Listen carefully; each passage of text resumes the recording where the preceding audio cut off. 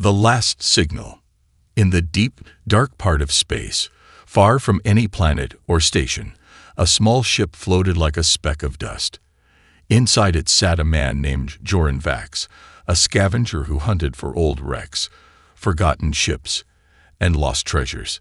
He was alone. Just him, his ship, and the silence of space. Joran had been searching for weeks.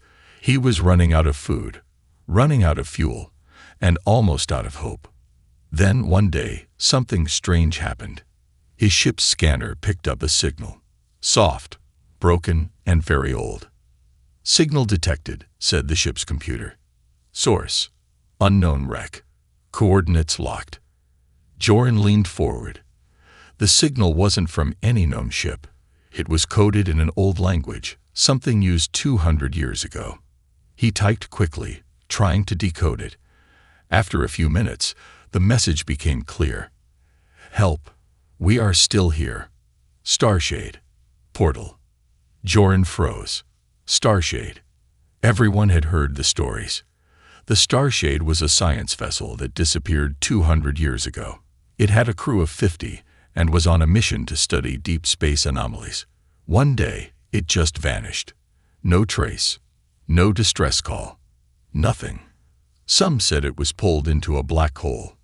Others believed the crew went mad and killed each other. Most believed it was just a ghost story. But now, Joran had a signal. A real one.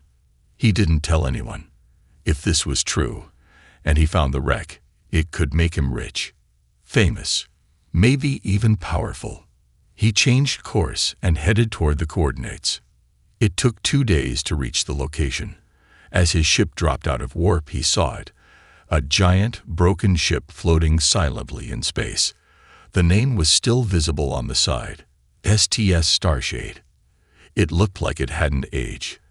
There was no damage from space rocks, no rust, no sign of decay. It looked like it had been lost yesterday, not 2 centuries ago. Joran put on his suit and launched his small explorer pod.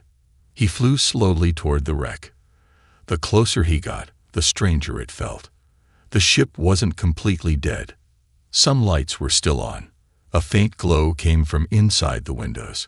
"I don't like this," he said to himself, but he kept going. He entered through a broken side hatch. The inside was quiet. No bodies. No signs of struggle. The walls were covered in strange symbols. Glowing lines, almost like writing, but not from any human language. As he walked deeper into the ship, he found rooms filled with strange machines. They looked alien, not part of the original ship. In one room, he found a console that was still active. It showed a moving pattern, a pulsing blue circle. He touched it. Suddenly, the room shook. The lights turned red, then blue, then green. A hidden door in the wall slid open with a hiss. Inside was a small chamber. In the center of the chamber stood a metallic door covered in strange carvings. It was humming softly. Joran stepped closer. The carvings seemed to move when he looked at them, like they were alive. He reached out and touched the door. Boom! A pulse of blue light shot out. Joran was thrown back. His suit's systems screamed. Warning lights blinked everywhere. But then, the door began to open. Inside, there was no room. No walls. No floor. Just a swirling light. Blue, white, and gold. Spinning like a storm. It was a portal. Joran stared into it, frozen. He could hear something. Not through his ears, but inside his mind. Whispers. Words that didn't make sense. A voice that sounded like his own, but older, tired. "You should not have come," the voice said. Joran took a step back, his heart pounding. The portal pulsed again. For a second, he saw something move inside. A shape, a figure. It looked human. He turned to run, but the ship shook again. The hatch behind him slammed shut. The lights dimmed. The only way out now was forward, toward the portal. He recorded everything with his helmet camera. If he didn't make it back, someone had to know what happened. He looked at the portal once more. The figure inside was getting closer. And then, it smiled. The portal beckons.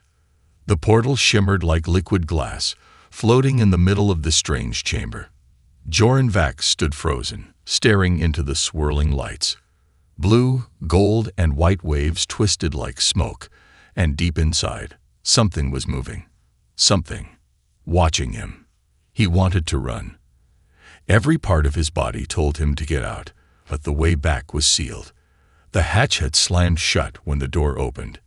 His only choice now was forward, into the unknown. His hand shook as he raised his helmet camera again. "This is Joran Vax," he said quietly, trying to keep his voice calm. "I'm inside the wreck of the Starshade. I found a portal, or something like it. It's active. There's movement inside. I don't know what it is. I don't know if I'll make it back." He paused. "If anyone finds this, don't come here." Then, with one deep breath, he stepped into the light. For a few seconds, there was nothing. No feeling. No sound. No time. Then, he dropped. Joran fell onto a soft surface, rolling over with a groan. He blinked, trying to focus his eyes. He was still alive. He could feel air. Warm. Almost too warm. His suit's systems were working, but the location readout was blank. No coordinates. No planet. Just empty data. He sat up slowly and looked around. He wasn't inside a ship anymore. He was in a massive open field, under a glowing sky. The grass was blue. The trees were silver. Above him, the sky had two suns. In the far distance, dark shapes moved, large, slow, and strange. This place wasn't Earth. It wasn't space. It was something else. He stood up and walked carefully. The place was silent, but not dead. The wind whispered through the grass, and small lights, like fireflies, floated in the air. The deeper he walked, the stronger the feeling became. He was being watched. Then he saw it, a structure, a tall tower, black and shining, in the middle of the strange field. It looked new, not broken like the Starshade. He walked toward it. As he got closer, he saw writing on the walls, the same strange symbols from the wreck. But here, they were bright, like they were alive. The door to the tower slid open by itself. Joran stepped in. Inside, the lights flickered. A soft hum filled the air, and standing in the middle of the room was a man. Joran froze. The man turned around slowly. He looked just like Joran. Same face, same eyes. But his suit was different, older, damaged, and covered in black ash. His face was pale, and his expression was cold. "Welcome," the man said. "I knew you would come." Joran stepped back, confused. Who are you?" "I am you," the man said, "or the version of you that came here, long ago." Joran felt dizzy. "That's not possible." The other Joran nodded. "Time does not work here the way it does out there. Minutes there are years here. You came through the portal. So did I. But I stayed." Joran shook his head. "That ship disappeared 200 years ago. And I was on it," the other said. "We all were." Suddenly, more figures appeared, stepping out from the shadows of the tower. Men and women in old Starshade uniforms. Their faces were calm, but their eyes were strange, distant, hollow. "You're the crew," Joran whispered. "We never left," one of them said. "We couldn't," said another. "The portal gave us this world. But it also took something." "What did it take?" Joran asked. The other Joran looked at him. "Time. Memory. Identity. The longer you stay, the more it eats." Joran felt a chill go down his spine. "We tried to leave once," a woman said, "but it won't let you. Not unless it chooses." Suddenly, a loud sound echoed through the tower, like a heartbeat, slow and deep. Boom, boom, boom. The lights flickered. The air grew heavy. The ground trembled slightly beneath their feet. "It knows you're here," the other Joran said. "What is it?" Joran asked. The other Joran pointed to the sky. "The portal is not a machine. It's a being, a living mind. It opens when it wants to. And it brings people here for a reason." Joran's heart pounded. What reason? To study, to learn, to test, and sometimes to replace. Joran backed away, his mind racing. "I'm leaving." The other Joran gave a sad smile. "It won't be that simple." Suddenly, the tower began to shake. The portal opened again, right inside the room. This time, it showed something terrifying. The starshade, fully repaired, floating in space, but inside it were people, working. People who looked like the starshade crew, but not quite right. Like copies, replicas. And one of them was sitting in Joran's ship. "I don't understand," Joran whispered. The other Joran stepped closer. "You do. It's not just a portal. It's a mirror. It shows what you are. And sometimes it decides who gets to return." Joran turned to the portal, feeling panic rise inside him. It had opened again. But who, or what, was going to step out this time? The other side. Joran Vax stood frozen as the portal glowed in front of him. Inside the swirling light, he saw his ship, the one he had left outside the wreck of the starshade. But something was wrong. A man was sitting inside the ship. He was facing the controls, wearing Joran's jacket, his helmet. He moved like Joran, but his face, it was blank. No emotion, no spark. Joran turned to the crew of the starshade. The people who had once been human, but now seemed more like shadows. "That's not me," Joran said, his voice shaking. "That thing in my ship, it's not me." The other Joran, the one who claimed to be a version of him, nodded slowly. "It is what the portal made," he said. "It sends something back when it takes someone in. A version, a copy, a reflection. That's how the stories stay quiet. No one knows the truth." Joran's mind felt like it was spinning. "So you're saying, that thing is replacing me, in my world?" The other version of him didn't answer. He just looked tired, empty, like someone who had been waiting far too long. The real Joran paced the floor of the black tower. "Why did the portal bring me here? What does it want?" One of the old crew members stepped forward, a woman with silver hair and eyes that glowed faintly. "We asked the same questions. At first, we thought we were lucky to survive. The portal saved us, gave us food, air, even sunlight. This place, it's not a prison. It's a perfect illusion." Joran stared at her. "Then why stay? Why not find a way back?"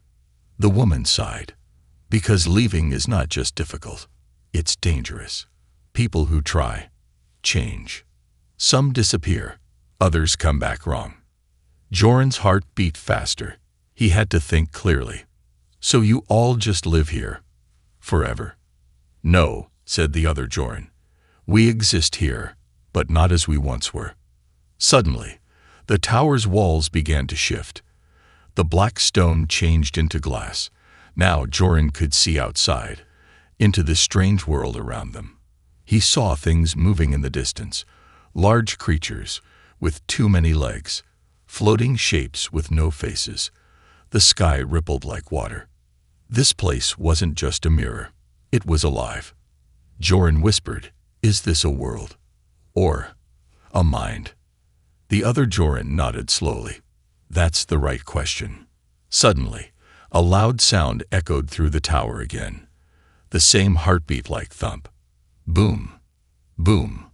The walls began to pulse with light. The floor shook slightly.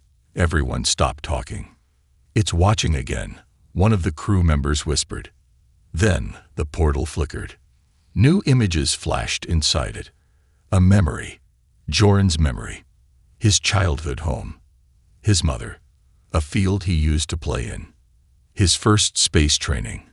His last goodbye before his scavenger run. Then It showed something he had never seen before. A future. Joran saw himself, older, standing on a stage, accepting an award. People cheered. His name was being called again and again. Joran Vax. Hero. Explorer. Survivor of the Starshade. He saw his face, smiling. Happy. But then, the image shifted. His smile turned dark. The people began to scream. The screen behind him cracked. Fire. Panic. His face changed into something cruel. Joran stepped back, horrified. "What is this?" he gasped. The other Joran spoke. "It shows you possibilities, but not always true ones. The portal doesn't tell the future. It shows what could be. And sometimes, it tests what you fear." The glowing memory vanished. Now, the portal showed something else. The engine room of the Starshade. It was still working. "How is that possible?" Joran asked. "That ship is wrecked." The woman with silver hair looked at him. "Not here. Not in this world. The ship is alive again. Repaired. Like time rewrote itself." Joran's mind raced. If the Starshade is working again, maybe I can use it. Maybe I can escape. The others looked at each other. Finally, the other Joran said, "There may be one way, but it's dangerous. It's deep inside the heart of this place. A core. A machine. The thing that powers everything. The portal, the world, the illusions." Joran's eyes lit up. "Then take me there." "No one has returned from the core," the woman said. "It changes you." "I don't care," Joran said. "I'm not staying here, and I'm not letting that thing replace me." For a moment, there was silence. Then the other Joran stepped forward. "Very well. I'll take you. But you need to know something first." "What?" Joran asked. "If you do this," he said, "you might find out the truth. About this place. About us. About yourself. But you won't like it." Joran stared at him. "I've already seen things I don't like. But I need to know." The older version of himself nodded. "Then follow me." They stepped out of the tower. The sky rippled above them. The path to the core was ahead, a long stretch of silver hills and floating stones. Strange lights danced in the air. Shadows moved in the grass. Joran took a deep breath and walked forward. The truth was waiting. So was something else. Something that had been watching since the beginning. Secrets of the machine. The air was heavy as Joran followed his older version across the silver fields. The sky above them flickered like a broken screen, colors shifting from orange to violet. Floating stones moved slowly in the air, spinning like lazy moons. The world was beautiful and deeply wrong. Joran didn't speak. He was thinking too hard. He had come to the wreck of the Starshade looking for treasure. But now he was walking through a strange, alien world created by a living portal, a place that had swallowed the crew of the Starshade 200 years ago. A place that showed him his own reflection, not just in mirrors, but in choices, in fears, in lies. His other self walked ahead, quiet and calm. This version of Joran looked older, not by age, but by weight, the kind that comes from being trapped for too long, from seeing things the mind should never see. As they climbed a hill, Joran saw it. The core. A massive black sphere hovered above the ground, wrapped in glowing cables and alien symbols. Around it were broken pieces of the Starshade, engines, walls, corridors, floating in the air like shattered memories. And beneath the sphere was a staircase, leading down into darkness. "The core," said the other Joran, stopping beside him. "It's where this world is controlled. Or maybe created. No one really knows." Joran looked at him. "Have you been inside?" The other Joran shook his head. "I came close once, but I couldn't go through with it. I was afraid of what I'd find." Joran stared at the sphere. "I'm not afraid." "You should be," said his double. They walked down the stairs together, the air growing colder with every step. The symbols on the walls began to move as they passed, reacting to Joran's presence, as if the place recognized him. The stairs led to a giant metal door. It opened without a sound. Inside, the chamber was massive. It looked like a cathedral built by machines. Metal pillars rose into darkness. Floating platforms spun silently. In the center was a throne, not for sitting, but for connecting. Wires stretched from it like roots. Screens hovered around it, each one showing memories. Joran stepped forward. The screens showed people, the crew of the Starshade. They were younger, happier, alive. Then the images changed. He saw them screaming, crying, falling to their knees. He saw strange experiments, wires in their heads, light pouring from their eyes, their memories pulled out like data from a hard drive. Joran looked away. "What is this place?" he whispered. The other Joran spoke slowly. "It's a machine, a collector, a thinker. It studies people, traps them, learns from them. It doesn't kill them. Not always. Sometimes it copies them. Sometimes it sends back something better, or something worse." Joran clenched his fists. "Why?" The older Joran walked to a screen and touched it. A new image appeared. The first captain of the Starshade, speaking into a camera.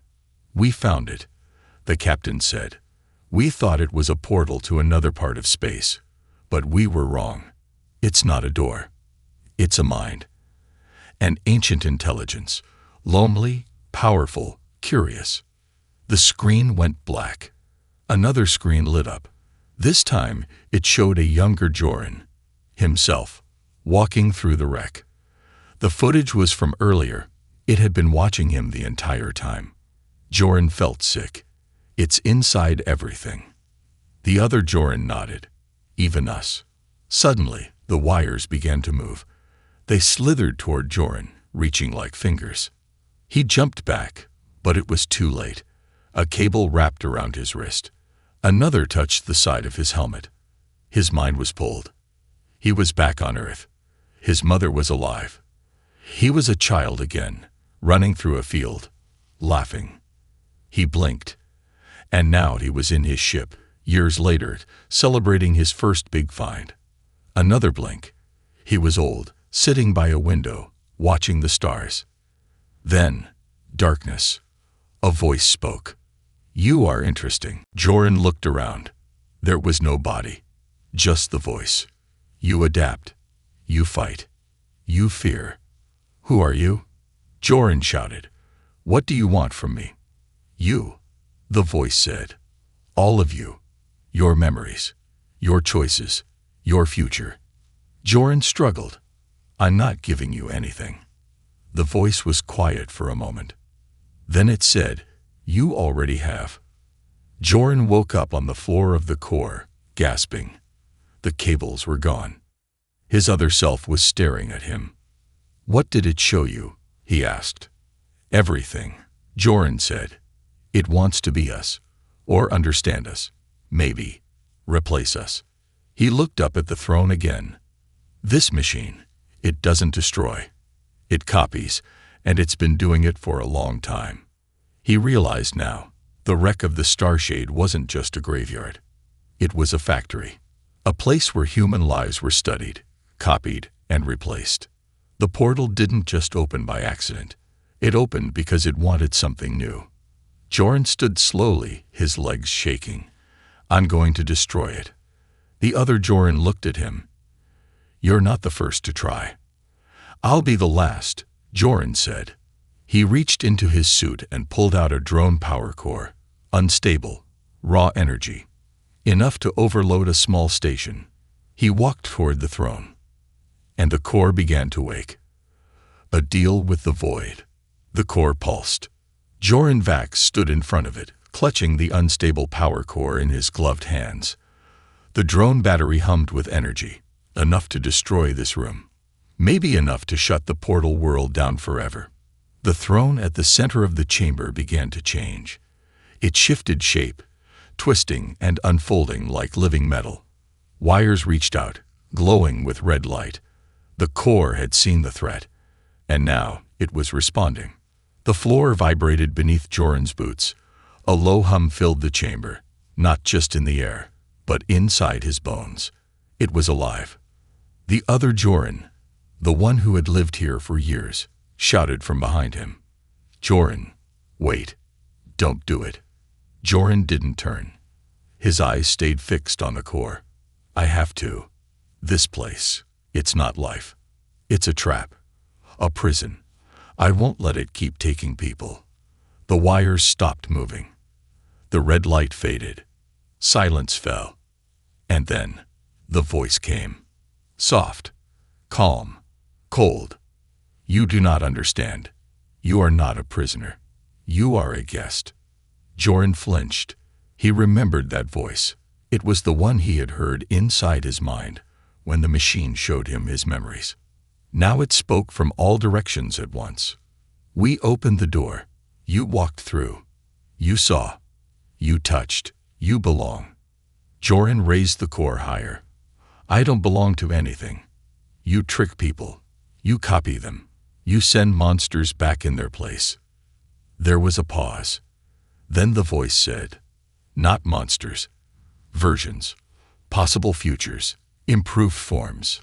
The throne lit up. A new screen floated in front of Joran.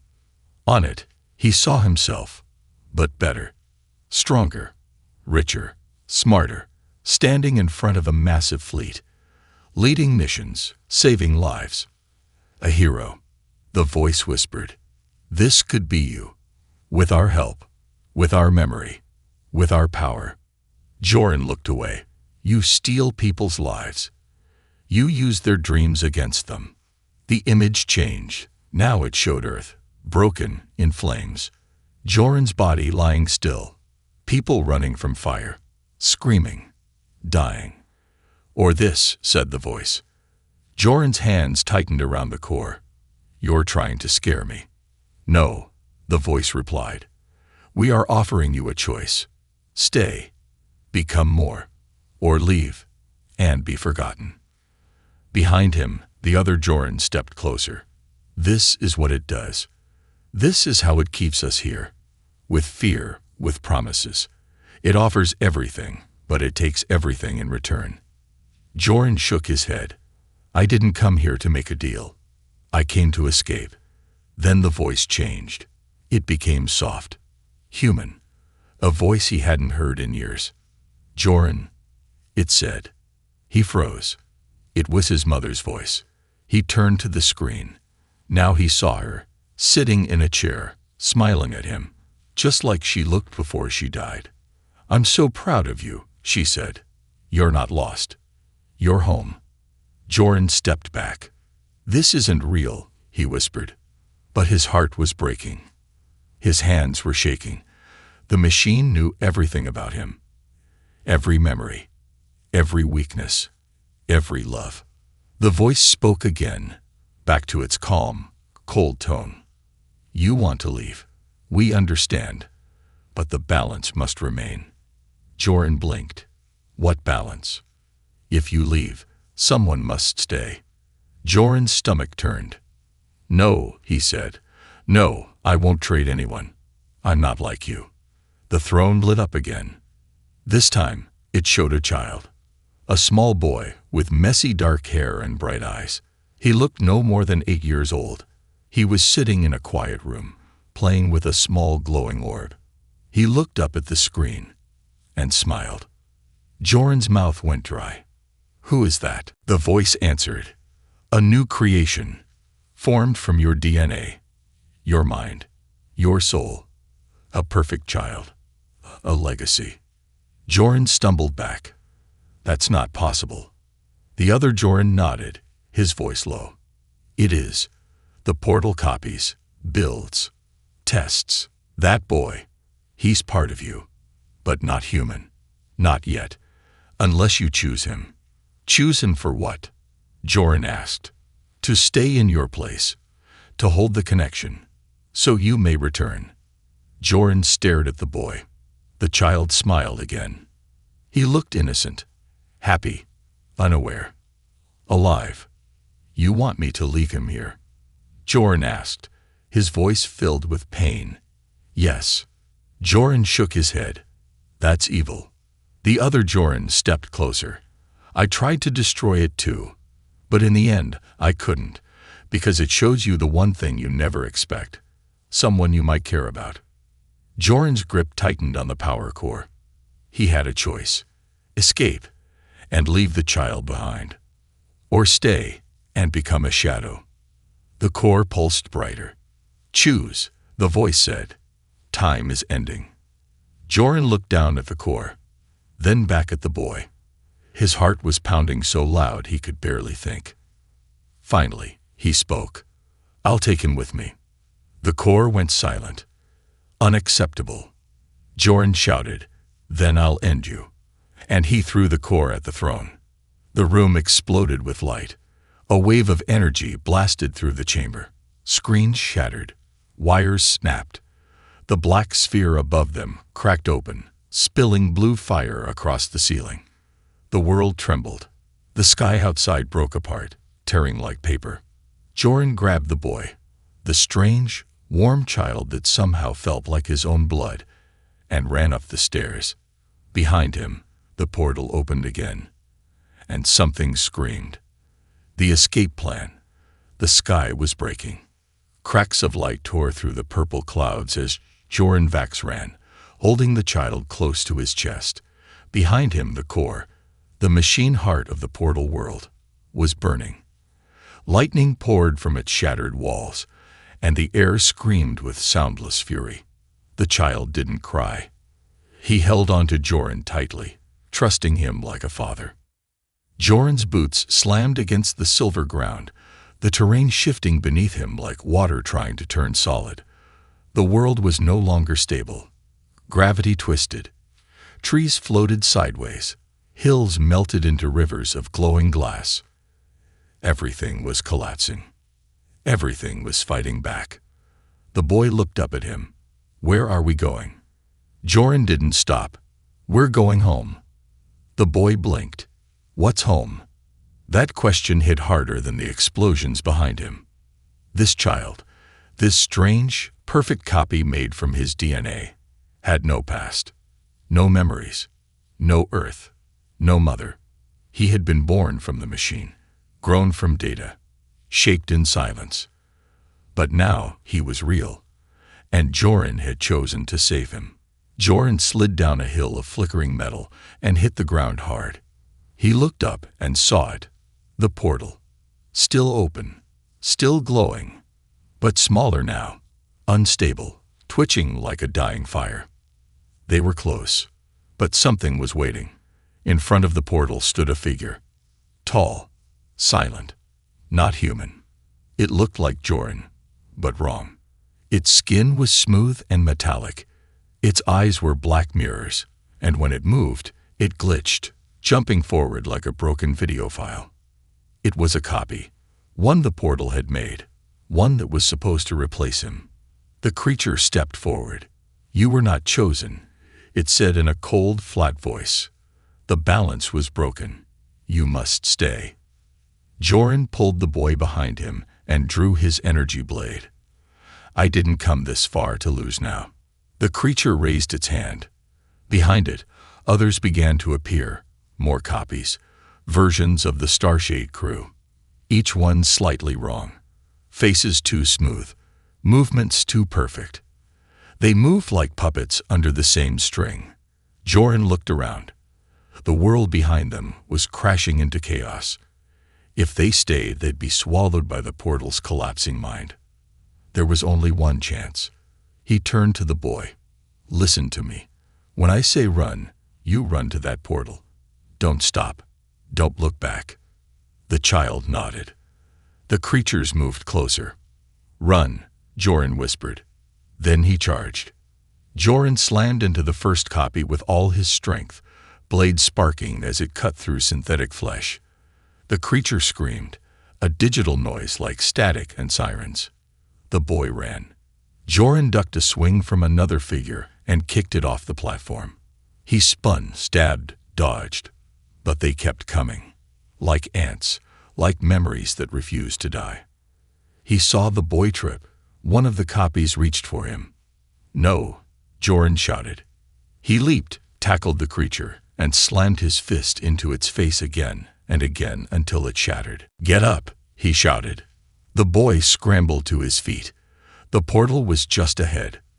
But the main figure, the original copy, stood in the way again. Joran growled and stepped between them. "Why do you want to stop me?" he asked. The creature tilted its head. "You were chosen to stay. You were broken. You are not fit for the other side." Joran grinned, blood on his lip. "Then I guess I'm exactly what the real world needs." He raised his blade. The final fight was fast, brutal. Sparks flew. Metal clashed with energy. The world shook harder with every strike. Finally, Joran knocked the copy to its knees. It looked up at him, face flickering with broken code. "Without us, you are nothing." Joran stared at it. "Maybe, but at least I'm real."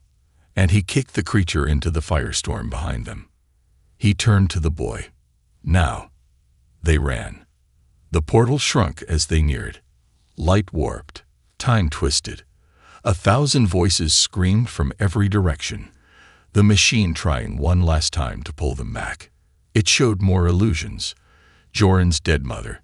His dream life. Peace. Power. Eternal life. He shut his eyes and ran through them all. And then, they jumped. Suddenly, silence. Cool air. Darkness. They were back inside the Starshade wreck. The real one. The wreck was different now. Power surged through its walls. Lights flickered back on. Doors opened. Systems rebooted. The portal was gone. Joran dropped to his knees, breathing hard. The boy clung to him. They had made it. But something was strange. The ship wasn't broken anymore. He looked around. Walls were whole. Glass was clean. The ship was not just alive. It was new. He checked his helmet display. Only 5 minutes had passed in real time. 5 minutes for everything. Joran removed his helmet and looked at the boy. "You okay?" The boy nodded. "I'm cold." Joran smiled and took off his jacket. "You're safe now." He stood up and walked to the control panel. The ship's systems were fully online. Engines ready. Life support green. It was like the Starshade had never been lost at all. He reached for the comms. "I need help," he said into the mic. "This is Joran Vax. I found the Starshade, and I'm not alone."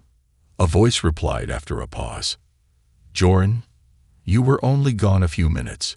What are you talking about?" Joran stared into the reflection on the screen. For a moment, it didn't look like him. The face blinked and smiled. But Joran wasn't smiling. They returned. The Starshade floated silently in space, no longer a dead wreck, but a shining vessel, reborn. Inside the control room, Joran Vax stood still, staring at the reflection in the glass. His breath slowed. His pulse quieted. The child sat behind him, watching silently, as if he could sense something had changed. The screen's reflection blinked again and smiled. Joran wasn't smiling. He leaned closer. The reflection moved just a second too late. Not a mirror. A copy. The ship's systems hummed to life. Doors that had been sealed for 2 centuries slid open without effort. Lights blinked across every surface. A voice came from the ship's speaker, the old onboard AI, silent since the Starshade vanished. "Welcome aboard, Commander Vax. System status, fully operational." Joran didn't answer. He turned to the boy. "Stay here." He walked through the now repaired halls of the ship, each step echoing softly. He passed crew quarters, labs, and observation decks, all restored. Everything was perfect. Too perfect. He knew this wasn't right. Nothing about this ship should be this new, this clean, this alive. He entered the med bay and opened a stasis pod. Inside lay one of the original crew members. alive, breathing, but asleep. Joran checked the screen. Life signs stable, brain activity high.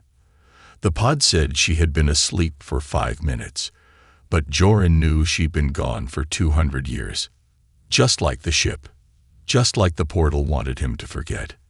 He heard the child behind him. "Is this your ship?" the boy asked softly. Joran turned slowly. It was. "What happens now?" the boy asked. Joran paused. That was the question he had been asking himself since they escaped. He wasn't sure anymore. He walked back to the bridge and accessed the comms again. "This is Joran Vax," he said firmly. "I'm aboard the Starshade. The ship is alive. The crew may still be recoverable. I need immediate backup." There was static. Then a voice answered. A familiar voice. His own. "Roger that, Joran. Extraction team is on the way. Just sit tight." Joran froze. That wasn't possible. He hadn't sent a message before. He hadn't spoken to anyone. He checked the ship's message logs. A transmission had already been sent, 30 seconds before he woke up. It wasn't him. Someone, or something, had used his voice. He turned to the screen again. The reflection was gone. Now it showed a recording. A replay of him walking through the ship, smiling, calm, leading the child down a hallway. But it wasn't him. It was the copy. The thing he thought he destroyed in the portal world. Somehow it had made it through. And it was still on board. Joran moved fast. He ran down the hallway, checking every room. Each one was empty. Then, a sound. Footsteps. He stopped. The child stood at the corner, looking afraid. "He looks like you," the boy whispered. Joran pulled him behind. The copy stood at the far end of the hallway, calm, hands folded behind its back. "Why are you here?" Joran asked. The copy smiled gently. "I returned, just like you." "There's only one me," Joran growled. The copy tilted its head. "That is what you believe." But the machine disagreed. "I destroyed it." The copy stepped forward. "Did you? Or did it simply let you go?" Joran raised his weapon. "You don't belong here." "But I do," the copy said softly. "This ship was built to explore the unknown. I am the unknown. I am its evolution. You are its past." Joran hesitated. Something in the copy's voice felt human. Too human. "Why didn't you attack me?" Joran asked. "Because I don't need to," it said. "We are the same. You fight to survive. I fight to become. There is no difference."